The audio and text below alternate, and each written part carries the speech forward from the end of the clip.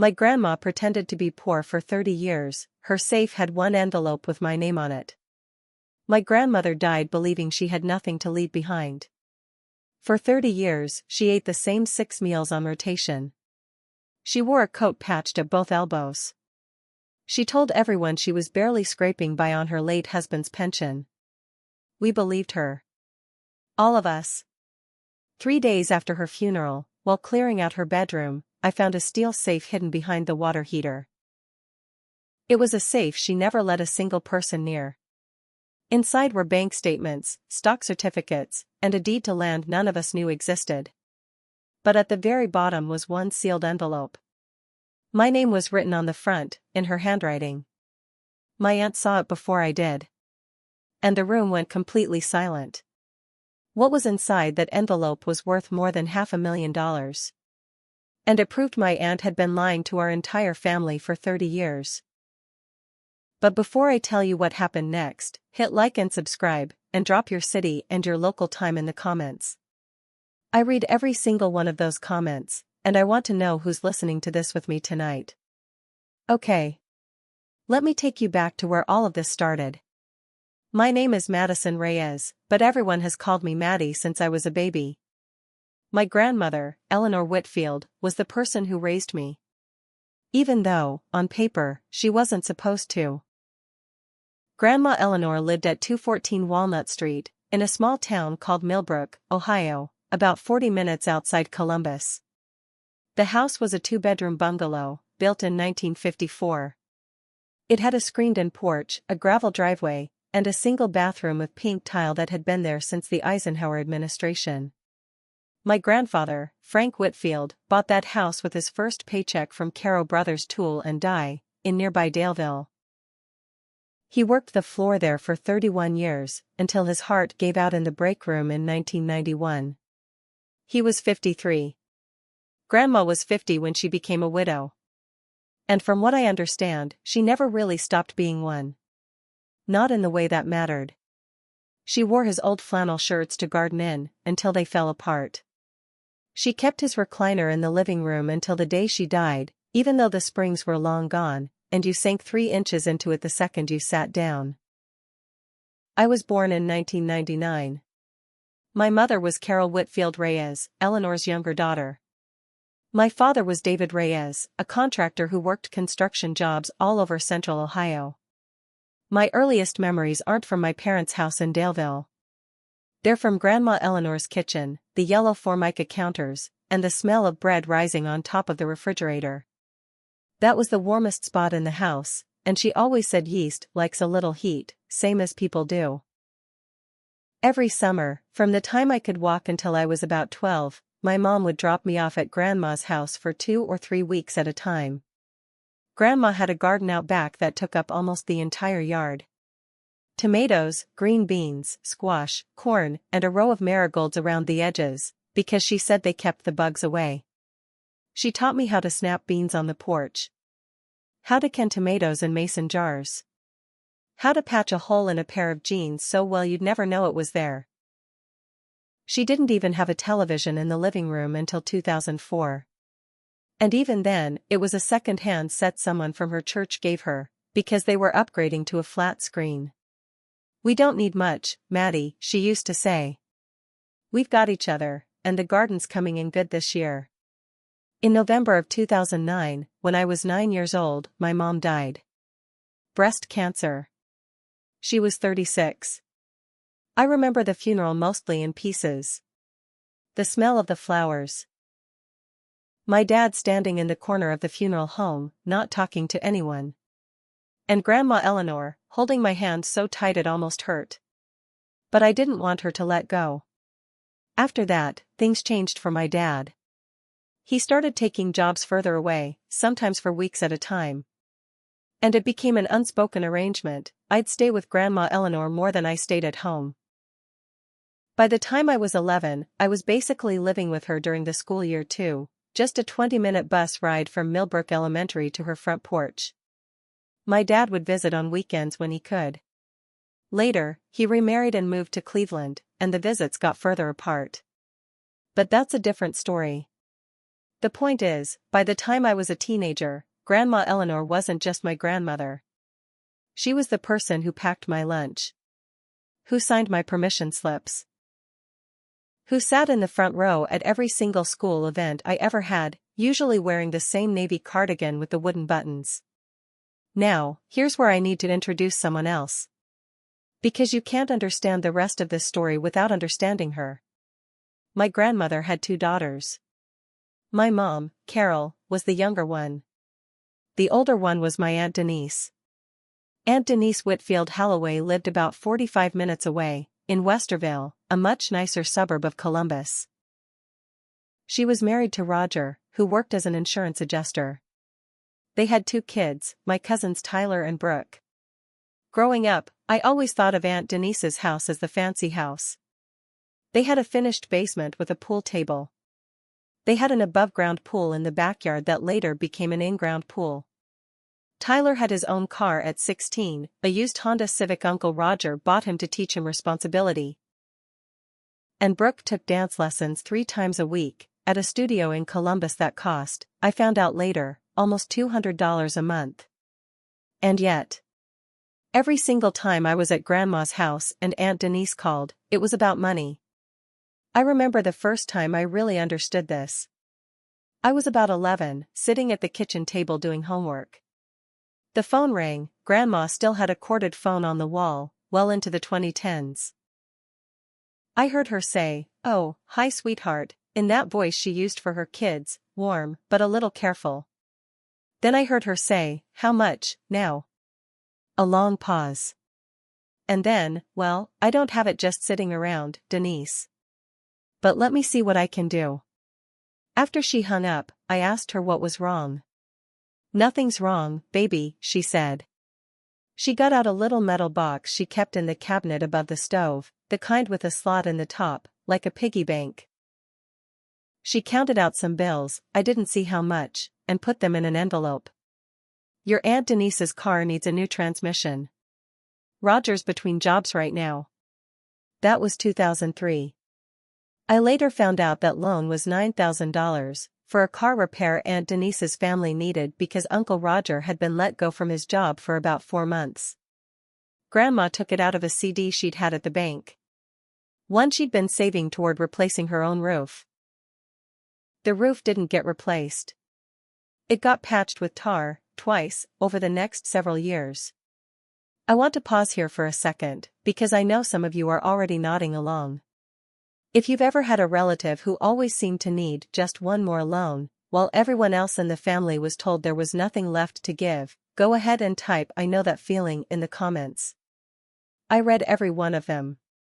And honestly, it helps me know I'm not just talking to myself here. Okay. Let's keep going. Over the years, the pattern with Aunt Denise repeated itself. And as I got older, I started to actually pay attention to it, because I was the one sitting at that kitchen table doing my homework while it happened. In 2009, the same year my mom died, Aunt Denise and Uncle Roger almost lost their house in Westerville. This was during the recession, and a lot of families were struggling. I'm not trying to say their hardship wasn't real. But instead of selling the boat they kept in the driveway, or pulling Brooke out of dance for a year, Aunt Denise came to Grandma Eleanor, who had just buried her own daughter 2 months earlier, and asked for $15,000 to bring their mortgage current. Grandma gave it to her. She took $8,000 from a small life insurance policy my grandfather had left behind. The rest came from money she'd been slowly putting aside for years, selling vegetables and eggs at the Saturday farmers market in Daleville. I remember her telling me, much later, Denise was crying on the phone, "Maddie. What was I supposed to do, let my own daughter lose her house?" I was 9. I didn't understand the math of it yet. I just knew that Grandma's car, a 1998 Buick LeSabre that was already old, never got replaced. It just kept getting older. By the time I was in high school, that Buick had over 200,000 miles on it.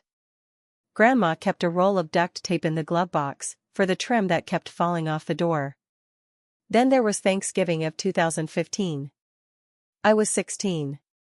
We were all at Grandma's house, a tight squeeze.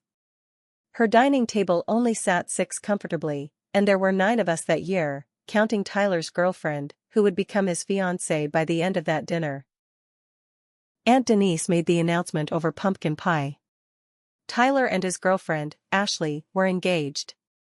The wedding was going to be in June, at a venue outside Columbus called Walden Hills, which I later found out cost $18,000 just for the venue and catering.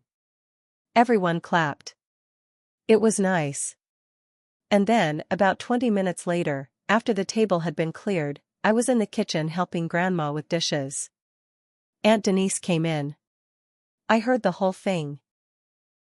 The kitchen at Grandma's house was basically the size of a walk-in closet. There was nowhere for me to not hear it. "Mom," Aunt Denise said, in that voice. You know the one.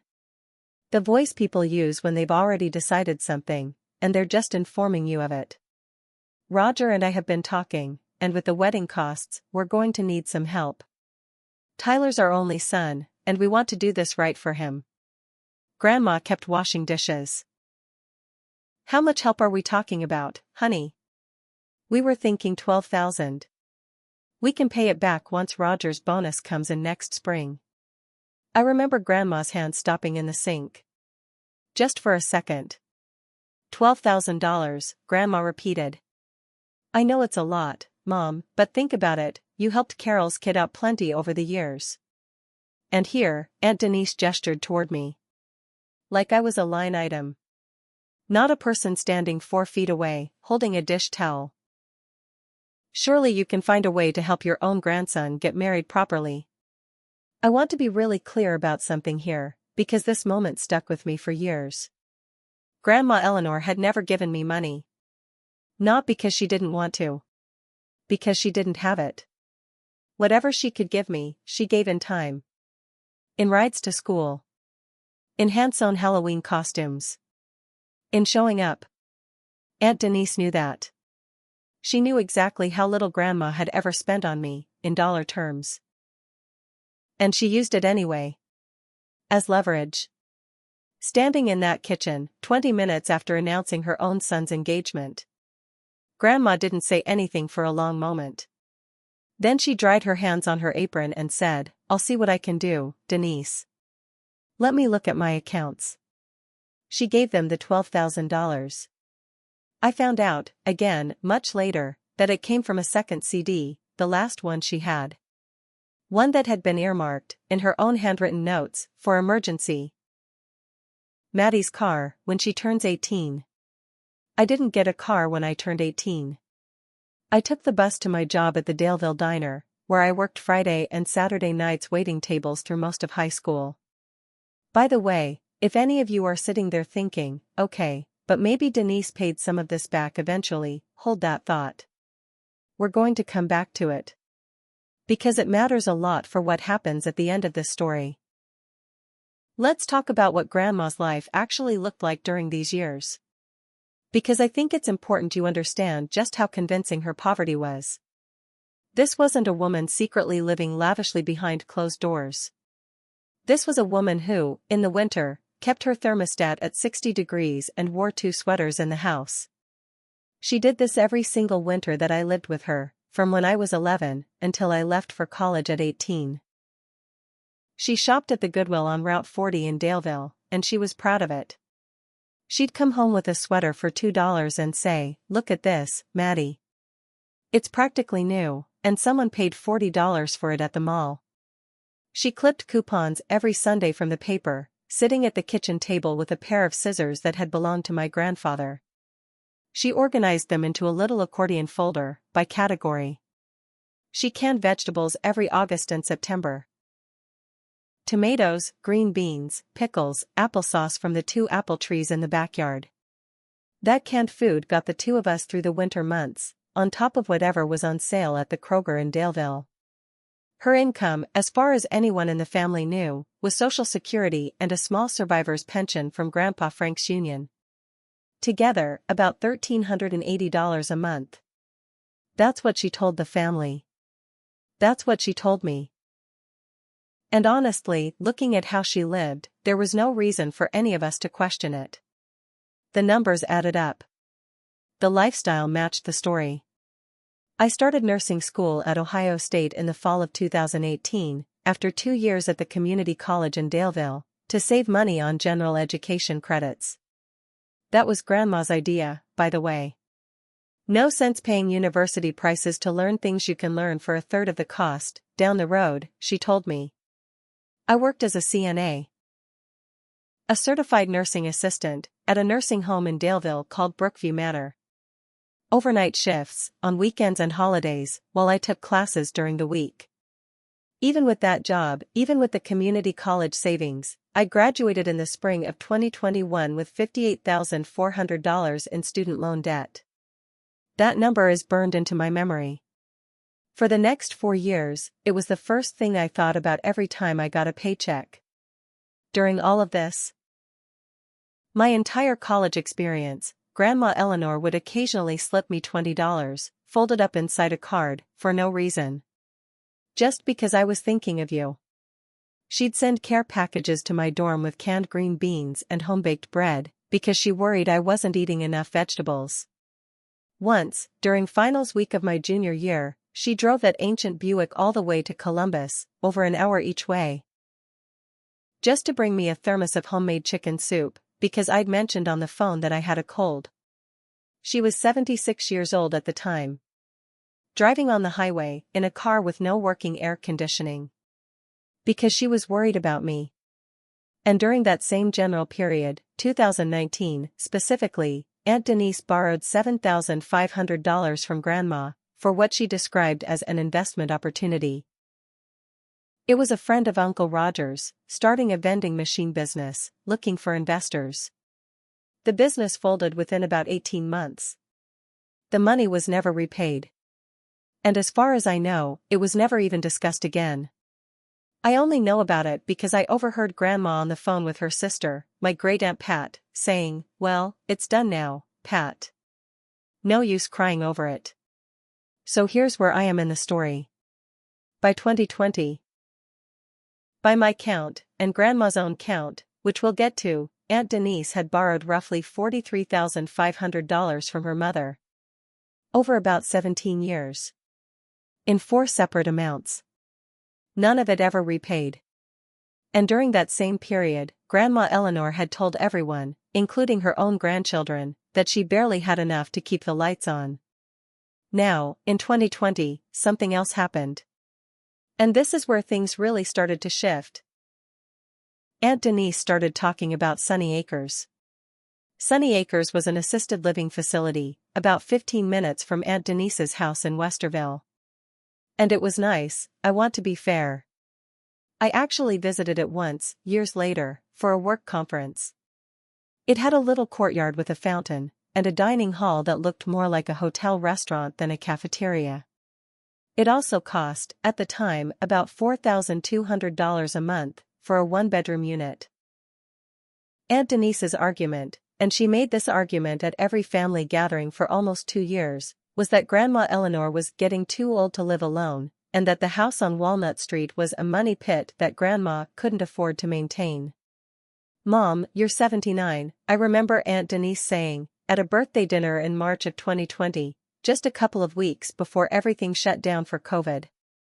You can't keep living like this. Alone, in a house that's falling apart, 40 minutes from anybody. Sunny Acres has an opening on the 2nd floor. I already called and put down a deposit to hold it." Grandma was sitting at the head of the table, with a slice of birthday cake she hadn't touched. She said, very calmly, "I didn't ask you to do that, Denise." "I know you didn't ask, Mom. That's the problem. Somebody has to think ahead for you." Aunt Denise turned to the rest of the table, like she was building a case in front of a jury. "And realistically, if she sells the house, that's enough to cover Sunny Acres for years. We just need to get it on the market before the spring slows down." I want you to notice something in that sentence, because I sure noticed it at the time. Aunt Denise didn't say, "So Mom can be comfortable." She said if she sells the house, that's enough to cover Sunny Acres. She had already done the math. What the house, Grandma's house, with the pink bathroom tile and a garden out back, was worth. And how many years of facility fees it would buy. Like it was a financial instrument. Not the place where my grandmother had raised 2 daughters, and then helped raise me. Grandma said no. Quietly. But she said it. Then she changed the subject, and asked Brooke about her dance recital. The deposit, by the way. I found out years later it was $500, non-refundable, was never mentioned again. At least not in front of me. I need to take another quick break here. This next part of the story is hard for me, and I think some of you might relate to it. If you've ever watched someone in your family treat an elderly relative like a problem to be managed and solved, instead of a person who deserves to be loved and listened to, drop a comment below. Doesn't have to be long. Just tell me you're with me. I read these. And honestly, on hard nights, they help. Okay. Let's keep going. Because we're getting close to 2023, and that's when things really started to change for Grandma. In the fall of 2023, Grandma Eleanor was diagnosed with congestive heart failure. I was 24 by then, working as a registered nurse on the medical surgical floor at Millbrook Community Hospital. Yes, the same town where she lived. That was not an accident. After graduating, I'd specifically taken a job close to her.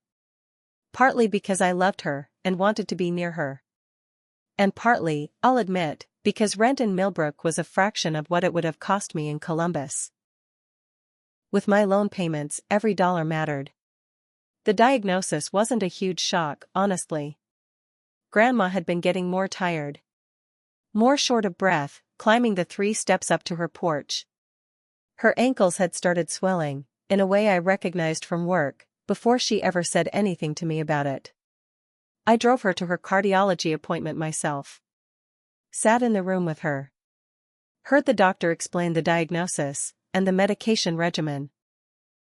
A diuretic, a beta blocker, and a daily weight check, to watch for fluid retention. From that point on, I became her primary caregiver. In addition to working full-time. I set up a pill organizer for her, the kind with the days of the week on it, because she'd occasionally get confused about whether she'd taken her morning dose. I started stopping by every day after my shift. Sometimes just for 20 minutes. To check her weight. Ask about her breathing. Make sure she'd eaten something other than toast.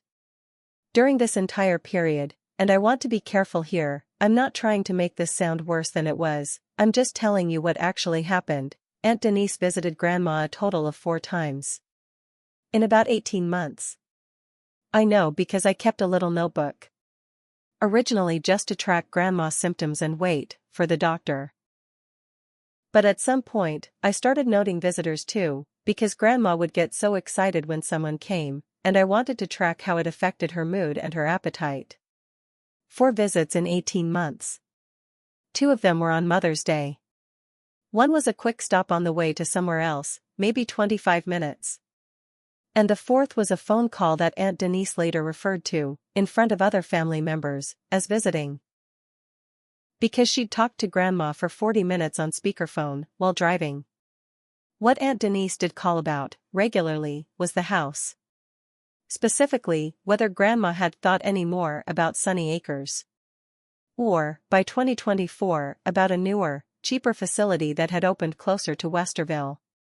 I was there for one of these calls. I'd stopped by to check Grandma's weight, and the phone rang while I was there. Grandma put it on speaker, because her hands were shaking a little that day. Which was actually a symptom I needed to note. Mom, I just think, realistically, with your heart the way it is now, you really shouldn't be alone in that house, Aunt Denise said. What if something happens and nobody's there? Maddie's here almost every day, Denise. Maddie has her own life, Mom. She's not going to be able to do this forever. A pause. Then, have you thought about what happens to the house, long term? I don't mean to be morbid, but these things need to be planned. Grandma looked at me. I was sitting across the table from her, blood pressure cuff still wrapped around her arm. she said, into the phone. I have thought about it, Denise. Don't you worry about the house. Then she hung up. She looked at me, and she smiled, this small, almost secret smile. More tea, sweetheart? I didn't think anything of that smile at the time. I do now. In March of 2025, Grandma Eleanor passed away. She was 84 years old. It happened at home, which is what she wanted. And I was with her. I'd been staying over more frequently those last few weeks. Her heart was failing, in the literal, medical sense. And we both knew, in the quiet way you know these things, that time was short. On the night she died, I was sitting next to her bed, holding her hand. She was mostly sleeping. But at one point, her eyes opened. She looked at me, and she said, very softly, "You've always been a good girl, Maddie. You don't have to worry about anything." I told her I loved her. I told her to rest. And sometime around 4 in the morning, her breathing just slowed. And then it stopped. Peacefully. The way you hope it goes for someone you love. The funeral was at Hartwell Funeral Home in Millbrook, the following week. It was small, maybe 40 people, mostly from her church and a few old neighbors. Aunt Denise gave a eulogy that was, honestly, lovely on paper. She talked about Grandma's strength. Her sacrifices. How hard she'd worked her whole life, with so little. I remember sitting in the front pew, thinking, you have no idea how true that is. And also thinking, with some bitterness I'm not proud of, that I wished Aunt Denise had said any of that to Grandma's face. While she was alive to hear it. After the service, at the reception in the church basement. Folding tables, a coffee urn, a sheet cake from the Kroger bakery, I overheard Aunt Denise talking to Uncle Roger near the punch bowl. I wasn't trying to eavesdrop. I was just standing nearby, holding a paper plate I hadn't touched. Still numb. We should probably get the house listed sooner rather than later, Aunt Denise was saying. I already texted Cindy, she's a realtor now, did you know that? And she said, with the market the way it is, we don't want to wait until summer. Houses on streets like that move slow as it is. Uncle Roger said something I didn't catch. Aunt Denise said, I know, we'll deal with the estate stuff first. But I'm just saying. The sooner the better. My grandmother had been buried for approximately 2 hours. The following weekend, the family gathered at the house on Walnut Street to go through Grandma's belongings. This is standard, I know. Someone passes, and the family comes together to sort through a lifetime of possessions. What to keep. What to donate. What to throw away. I'd done this before, with my own mom's things, back when I was 9. Though I barely remembered it. What I remember about that day is how small everything looked. The furniture that had always felt cozy to me, the worn couch, the recliner that used to be Grandpa's, the kitchen table where I'd done a decade of homework. Suddenly looked like exactly what it was. Old, mismatched, second-hand furniture, in a house that hadn't been updated since before I was born. Aunt Denise walked through with a notepad, putting little colored stickers on things. Green for keep. Yellow for donate. Red for throw away. She put a green sticker on a hutch in the dining room, within about 10 minutes of arriving. That's the Hummel figurines hutch, she said, mostly to Brooke, who'd come along to help. Grandma Whitfield's. Your great-grandmother's. Those figurines are actually worth something, you know. I looked it up. I remember feeling a small, sharp twist in my chest at that. Not because I wanted the hutch. I genuinely didn't care about the hutch. It was the speed of it. The way Aunt Denise had walked into her own mother's house, 2 weeks after the funeral, and within minutes, was already appraising things. I went into Grandma's bedroom to start on her closet. Mostly because I needed a few minutes alone. Her closet was small, a single rod, a shelf above it. Full of the same handful of outfits she'd worn for years. The navy cardigan with the wooden buttons. 3 or 4 house dresses. A wool coat that had been mended at both elbows so many times, the patches had patches. At the back of the closet, behind a stack of old quilts, there was a small space I genuinely never paid attention to before. A little alcove, where the water heater closet jutted into the bedroom. I'd seen it 1,000 times growing up, and never thought about it. Because it was always covered by the quilts. And honestly, who looks behind quilts? But that day, moving the quilts to sort them, I saw something I'd never seen before. A safe. Gray, metal, about the size of a small filing cabinet. A combination dial, and a keyhole beneath it. It had clearly been there a long time. A thin layer of dust on top. And the quilts had clearly been arranged, deliberately, to hide it from view. I called out, "Hey, does anyone know about a safe back here?" Aunt Denise came in, looked at it, and shrugged. "Oh, that old thing. Dad bought that years ago. I think it's got his old discharge papers in it, maybe some war medals. Mom probably kept some old photo albums in there too." I wouldn't get your hopes up about anything exciting. I want to pause here. Because I think this is the moment in the story where you, watching this, probably already have a guess about what's about to happen. So, before I tell you what was actually inside that safe, take a second and type your guess in the comments. What do you think a woman who pretended to be broke for 30 years was hiding behind her water heater? I'll tell you in just a minute whether you were right. But I'm curious what you're all thinking. Okay. Here's what happened. None of us knew the combination. And Grandma, as far as we could find, hadn't left it written down anywhere obvious. We tried a few things: Grandpa's birthday, their anniversary, Mom's birthday. Nothing worked. Aunt Denise was visibly losing patience by this point. Glancing at her phone. Saying things like, "It's probably just going to be a waste of a locksmith fee, honestly. But fine. We called a locksmith out of Daleville. A man named Gary, who'd apparently done this kind of thing before, opening old safes for families after someone passed. It took him about 40 minutes. Working with a stethoscope-looking device pressed against the dial, slowly turning it back and forth. The 5 of us, me, Aunt Denise, Uncle Roger, Brooke, and Tyler, who'd shown up partway through, stood around the bedroom like we were watching a surgery. When the dial finally clicked and Gary pulled the handle, the door swung open with a heavy metal groan. The first thing I saw was papers. Lots of them. Folders organized and labeled in Grandma's careful handwriting, the same handwriting from every birthday card she'd ever given me. There were also a couple of small velvet boxes. Aunt Denise immediately reached for them. Inside, and this part is true, Aunt Denise was sort of right. Grandpa's old service medals from the army, and a tarnished pocket watch.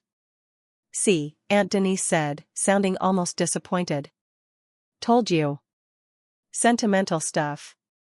But underneath the medals and the watch, there were the folders. Gary, the locksmith, excused himself at this point. His job was done, and Uncle Roger walked him out. The 4 of us, me, Aunt Denise, Tyler, and Brooke, stayed in that bedroom. And Aunt Denise started pulling out folders. The first folder had a label that said, in Grandma's handwriting, "Edward Jones, Daleville Branch." Inside were brokerage statements. Recent ones, the most recent dated just 2 months before Grandma passed. Aunt Denise opened it. Glanced at the first page. And went very, very quiet. I leaned over to look. At that point, I was confused too. The statement was for an account in Eleanor Whitfield's name. It listed a holding of Meridian Industries stock. 14,200 shares, along with a Vanguard index fund. At the bottom, there was a total account value. $355,612. I actually said it out loud. That has to be a mistake. Aunt Denise flipped through the statement. Then the next one. They went back, it looked like, almost 30 years. Statement after statement. The account growing slowly, and then, in more recent years, much faster. Tyler, looking over her shoulder, said, "Mom, what? How is this possible? Grandma didn't have any money." The next folder was labeled Meridian Industries, Original Documents. Inside was a stock certificate. An actual paper certificate, dated 1974, for 600 shares of Meridian Industries Incorporated. Purchased for a total of $2,100. There was also a letter, yellowed with age, from a man named Walter Pruitt. I later learned he'd worked alongside my grandfather at Caro Brothers, and had a brother on the founding team at Meridian, which, back in the 70s, was a small plastics manufacturer that made components for the auto industry. The letter, dated March of 1974, basically said that Walt thought Meridian was going places. And that if Frank and Eleanor had any savings to spare, this might be a good place to put it. Apparently, they did have savings to spare. $2,100 of it, which, back then, was a real amount of money for a tool and die worker's family. And apparently, Meridian Industries did go places. Over the following 50 years, through stock splits, the statements documented at least 4 separate splits, and through Grandma reinvesting every single dividend payment back into more shares, every single quarter, for 5 decades. Those 600 original shares had become 14,200 shares. There was also a smaller folder, for the Vanguard account.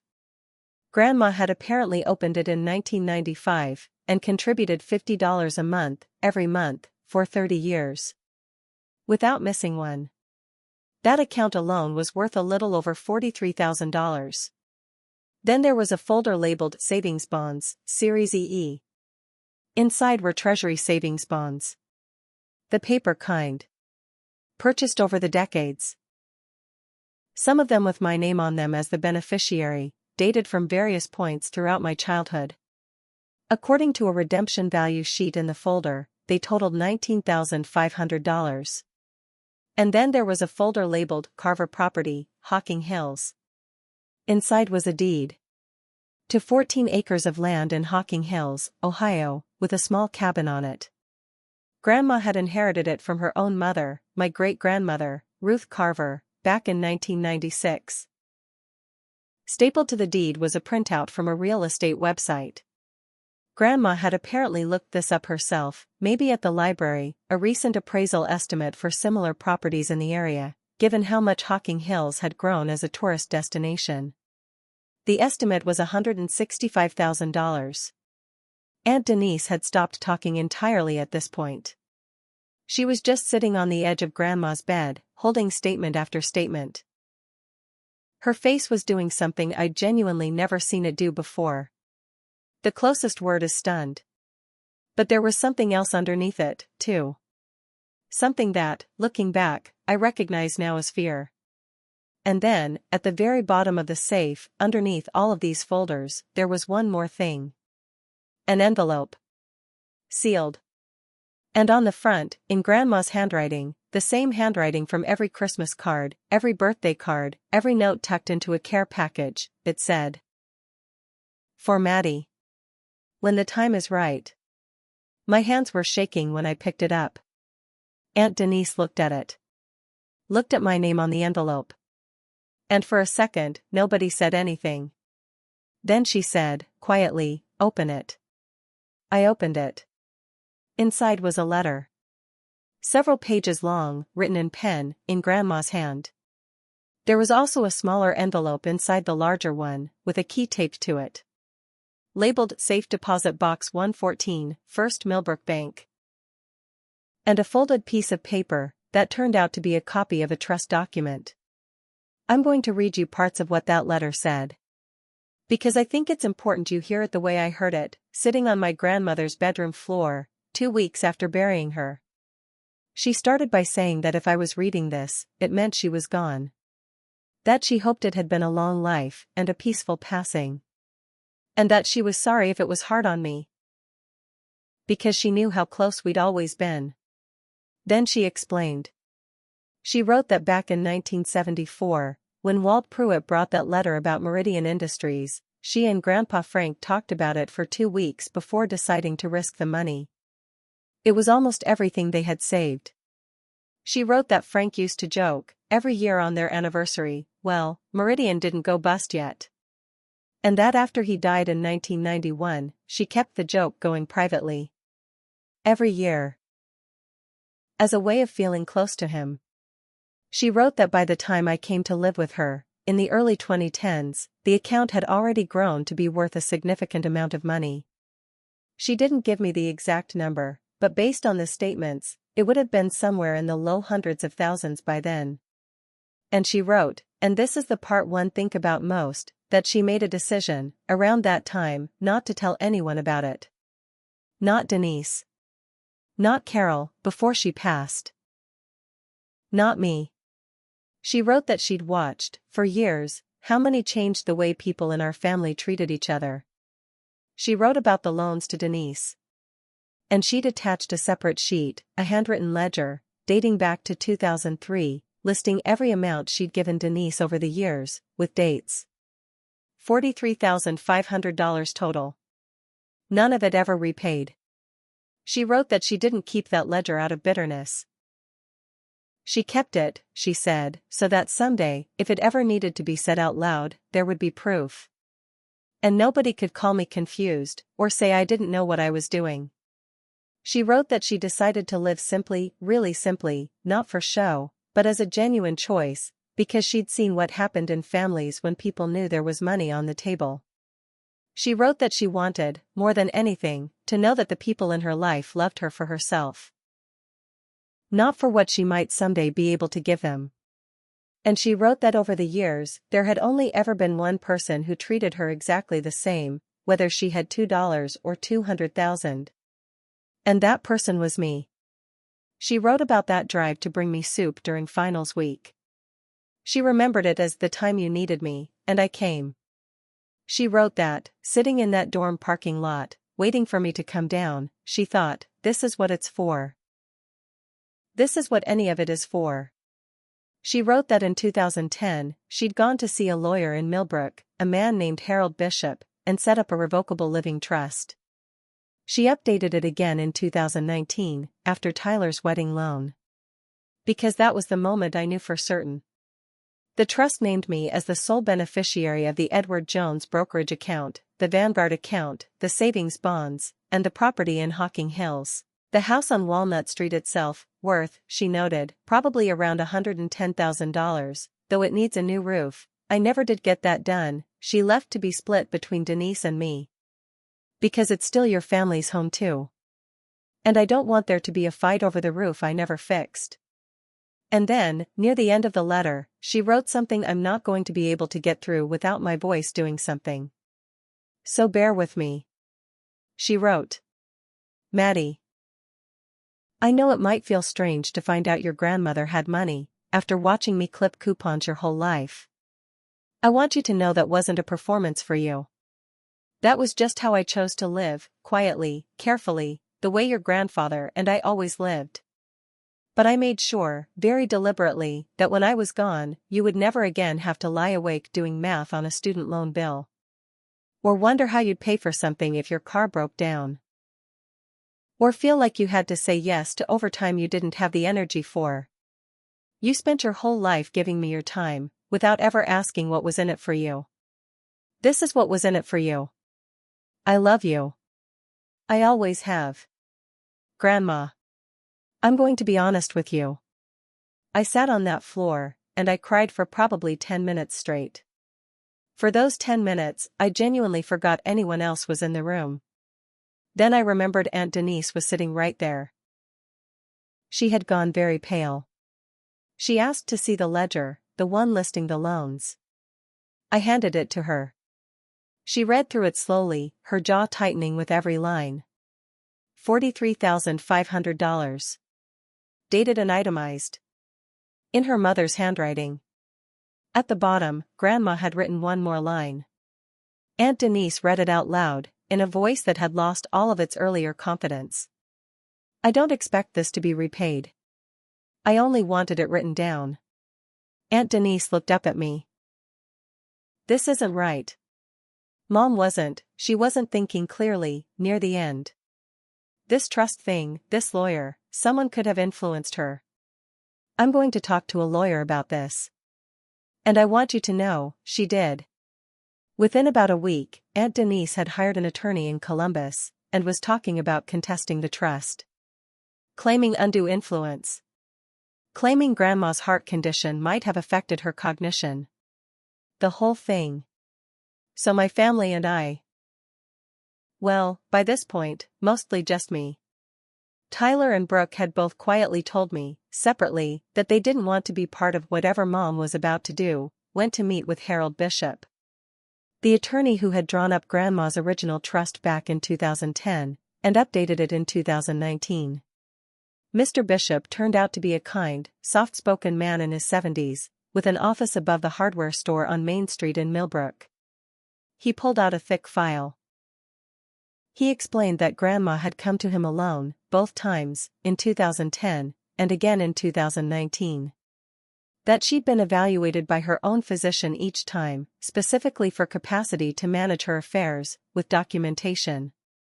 Mr. Bishop said he'd insisted on that documentation, precisely because he anticipated, even back then, that there might be a dispute someday. She told me, in 2019, Mr. Bishop said, looking at me over his glasses, that she wanted to make absolutely sure this would hold up. She used those words. I want to make sure this holds up, Harold. She knew exactly what she was doing, and she knew exactly why she was doing it. Aunt Denise's attorney reviewed everything. And from what I understand, advised her that contesting it would not only likely fail, it could cost her tens of thousands of dollars in legal fees, with essentially no chance of success. About 3 weeks after that meeting, Aunt Denise's attorney sent a letter, formally withdrawing any challenge to the trust. I never got an apology. I want to be honest about that. I think real life doesn't always give you the clean ending where the villain says they're sorry. What I got instead was silence. Aunt Denise stopped calling. Stopped texting. As of recording this, I haven't spoken to her in about 2 months. Tyler and Brooke, on the other hand, both reached out separately. Brooke actually drove out to see me, and we sat on Grandma's porch. My porch now, technically, the house was split between Denise and me, and Denise, somewhat predictably, chose to take a cash buyout instead of co-owning it. Which I was able to afford, given everything else. Brooke told me she'd had no idea, growing up, how much her own family had taken from Grandma. And that she felt sick about it. I told her it wasn't her fault. She was a kid for most of it, same as me. So here's where things stand now, a little over 3 months after that day in Grandma's bedroom. I used part of the inheritance, about $60,000, to pay off my entire nursing school debt in full. $58,400. Gone, just like that. Plus a little extra to cover the early payoff fees. I still remember sitting at my kitchen table, looking at the loan servicer's website, and watching the balance change from $58,400 to zero. And just staring at it for a while. I kept the house on Walnut Street. And I finally started fixing the roof, with a local contractor named Manny, who Grandma actually knew from church. When I called him, he said, Eleanor talked about that roof for 15 years. I'm honored to finally do it. I'm not selling it. I might move into it eventually, or I might just keep it as it is, and maintain it. I haven't decided yet. And for the first time in my life, I don't feel rushed to decide. I kept the cabin in Hocking Hills too. I went out there for the first time about a month ago. It needs work, it's been empty for years. But I sat on the porch of that little cabin, looking out at the trees. And I thought about my great-grandmother Ruth, who I never met. And my grandmother, who apparently drove out there as a younger woman, to check on it from time to time. I found gas station receipts from near Logan, Ohio, tucked into one of the folders. 3 generations of women, quietly holding on to a piece of land in the woods. For reasons I'm only now starting to understand. And with the rest, I set up a scholarship. It's called the Eleanor Whitfield Nursing Scholarship, at Daleville Community College. The same school where I took my prerequisite classes to save money. I funded it with $50,000. It's specifically for students who are working while attending school, CNAs, home health aides. People doing exactly what I did. Trying to become nurses, while also paying rent and keeping the lights on. The first recipient was announced last month. Her name is Priya. She's 20, and she works the overnight shift at a memory care facility in Daleville. The same kind of job I had. I haven't met her yet. But I'm planning to be there for the scholarship ceremony, in the fall. I think about my grandmother almost every day. Obviously. But especially when I'm in that kitchen, the one with the yellow Formica counters, making bread the way she taught me. Letting it rise on top of the refrigerator. Because yeast likes a little heat, same as people do. Here's what I've come to understand, looking back at all of this. My grandmother didn't pretend to be poor to deceive anyone. Not really. Not in the way Aunt Denise tried to claim. Like it was some kind of trick, some kind of manipulation. She pretended to be poor. Or maybe pretended isn't even the right word. Maybe she just chose to live simply, on purpose, and let people draw their own conclusions. Because she wanted to know, with absolute certainty, who in her life loved her.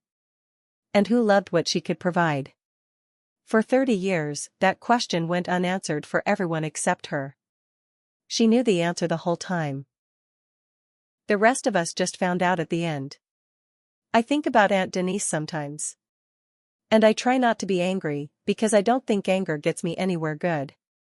But I do think about how different things might have been, if, even once, over those $43,500 and 17 years, she'd asked Grandma how she was doing, instead of how much she could spare. I think Grandma would have given her everything, eventually, anyway. That's the kind of person she was. I think what she couldn't give, in the end, was the thing money can't buy. The truth that you were loved for who you were, not for what you had. So here's my question for you. And I'd really love to hear your answers in the comments, because this is the kind of story I think a lot of people have some version of. Even if the details are different. Have you ever found out, after the fact, that someone you loved had been hiding something good, or something hard? And it changed the way you understood your entire relationship with them, looking back? I don't just mean money. It could be anything. A sacrifice they made quietly. A truth they protected you from. Something they gave up, so you could have something else. I'd really like to know. Tell me about it in the comments, and tell me where you're watching from. I read every single one of these. Usually late at night. In that same kitchen. With the bread rising on top of the refrigerator. And if this story meant something to you, please hit subscribe. We share a new story like this every week. And honestly, some of them are even harder to believe than this one. Thank you for sitting with me through this one. I'll see you in the next story.